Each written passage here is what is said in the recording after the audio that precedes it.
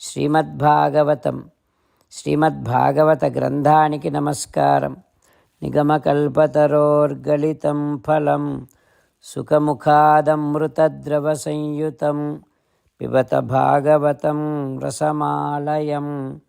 ముహురహో రసికా భువి భావుకాః. శ్రీసుఖయోగీంద్రుల వారికి నమస్కారం. యం ప్రవ్రజంతమనుపేతమపేతకృత్యం ద్వైపాయనో విరహకాతర ఆజుహావ పుత్రేతి తన్మయతయా తరవోభినేదుః తం సర్వభూతహృదయం మునిమానతోస్మి. నరనారాయణులకు, చతుర్ముఖ బ్రహ్మకు, సరస్వతీదేవికి, వ్యాసమహర్షుల వారికి నమస్కారం. నారాయణం నమస్కృత్య నరం చైవ నరోత్తమం దేవీం సరస్వతీం వ్యాసం తతో జయం ఉదీరయేత్. శ్రీమద్భాగవతము 4వ స్కంధములో సూతమహాముని శౌనకాది మహర్షులందరికీ ప్రవచనం చేస్తూ ఈ రకంగా చెబుతూ ఉన్నాడు. ఓ మహర్షులారా, శ్రీసుఖ యోగీంద్రుల వారు పరీక్షిన్నరేంద్రుడికి ఉపదేశం చేస్తూ ఇలా చెబుతూ ఉన్నాడు. ఓ పరీక్షిన్నరేంద్ర, మైత్రేయుడు విదురునికి శ్రీమద్భాగవతాన్ని ఉపదేశం చేస్తూ ఇలా చెబుతూ ఉన్నాడు. ఓ విదురా, వందిమాగధులు పృథు చక్రవర్తిని ఈ రకంగా స్తోత్రం చేస్తూ ఉన్నారు. ఈ పృథువు సరస్వతీ నది ఆవిర్భవించిన చోట 100 అశ్వమేధయాగములు చేస్తాడు. అయితే అందులో చివరి యజ్ఞము జరిగేటప్పుడు శతక్రతుః పురందరః హయం అహర్షీత్. ఇంద్రుడు వచ్చి ఆ యజ్ఞ అశ్వాన్ని హరిస్తాడు. ఈ పృథు మహారాజు తన యొక్క ప్రాసాదములోనే సనత్కుమారుని ద్వారా బ్రహ్మజ్ఞానాన్ని పొందుతాడు. ఆ బ్రహ్మజ్ఞానము వలన పృథువు బ్రహ్మానుభవాన్ని పొందుతాడు.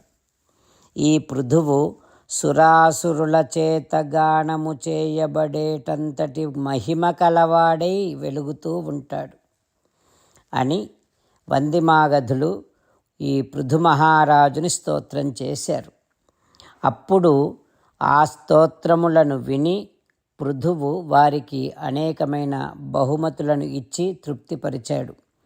బ్రాహ్మణ ప్రముఖాన్ వర్ణాన్ భృత్య ఆమాత్య పురోధసః పౌరాన్ జానపదాన్ శ్రేణీః ప్రకృతీః సమపూజయత్. హో విదురా, ఆ స్తోత్రములను విన్న తర్వాత పృథు మహారాజు అన్ని వర్గాల వారిని సంతుష్టులను చేశాడు అని మైత్రేయుడు విదురుడికి చెప్పగానే విదురుడు ఈ రకంగా అడుగుతూ ఉన్నాడు. ఓ మైత్రేయ, భూమి గోవు రూపాన్ని ఎందుకు ధరించింది? పృథువు గోవు నుండి ఓషధులను పితికినప్పుడు దూడ ఎవరు? ఏ పాత్రలో ఓషధులను పిండాడు? ఎత్తుపల్లాలుగా ఉన్నటువంటి భూమిని సమముగా ఎట్లా చేయగలిగాడు పృథువు? అతని యాగాశ్వాన్ని ఇంద్రుడు ఎందుకు హరించాడు? ఓ మైత్రేయ, సనత్కుమారుని ద్వారా జ్ఞానోపదేశాన్ని పొందినటువంటి పృథువు ఏ గతిని పొందాడు? యచ్చ అన్యత్ అపి కృష్ణస్య భగవాన్ భగవతః ప్రభో. ఈ పృథువు శ్రీకృష్ణ భగవానుడి, శ్రీమన్నారాయణుడి శక్తి ఆవేశ అవతారమైనటువంటి వాడు కనుక అతడి దివ్యమైనటువంటి కర్మలను, లీలలను అన్నింటినీ నాకు సవివరంగా వినాలి అనే కోరికగా ఉంది. హో మైత్రేయ, ఈ పృథు మహారాజు యొక్క లీలలను వినటం వలన సమస్త శుభాలు కలుగుతాయి. హో మైత్రేయ, నేను నీకు భక్తుడను మరియు అధోక్షజుడైనటువంటి శ్రీమన్నారాయణుడి భక్తుడను కనుక పృథు మహారాజు యొక్క కథలన్నింటినీ నాకు అనుగ్రహించండి అని విదురుడు మైత్రేయుడిని అడుగుతూ ఉన్నాడు. ఆ తర్వాత ఏం జరుగుతుందో రేపు తెలుసుకుందాం. ఓం శ్రీకృష్ణ పరబ్రహ్మణే నమః. ఓం అస్మద్గురుభ్యో నమః. అంతేకాకుండా మనం ప్రతిరోజు శ్రీమన్నారాయణుడికి ఒక 8 పనులు చేస్తాం అని మాట ఇద్దాం. ఎందుకంటే శ్రీకృష్ణ భగవానుడు 18వ అధ్యాయములో 65 నుండి 70వ శ్లోకాల ద్వారా శ్రీమద్భగవద్గీత అంతటికీ సారభూతముగా మనకు 8 పనులు చేయమని చెప్పాడు. అలా చేస్తే చాలు, నేను మిమ్మల్ని అన్ని విధాలుగా రక్షిస్తా అని ప్రమాణపూర్వకముగా ప్రతిజ్ఞ కూడా చేశాడు.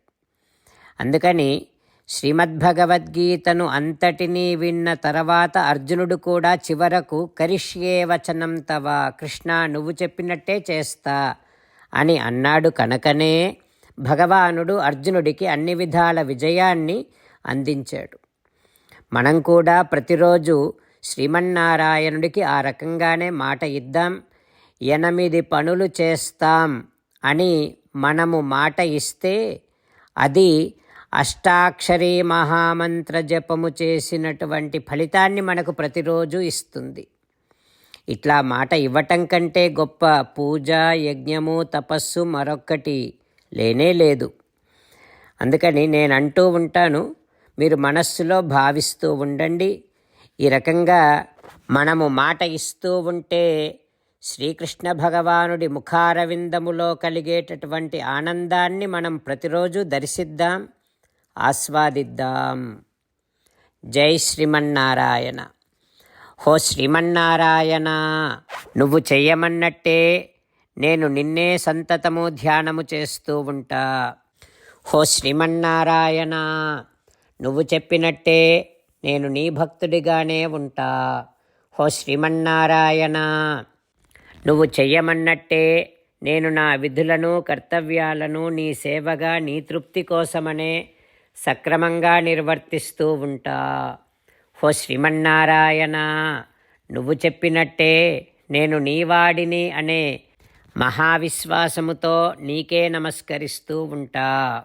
హో శ్రీమన్నారాయణ, మామేకం శరణం వ్రజ, నన్ను ఒక్కడిని మాత్రమే శరణు వేడుకో అని నువ్వే అన్నావు కనుక నేను నిన్ను ఒక్కడిని మాత్రమే శరణు వేడుకుంటా.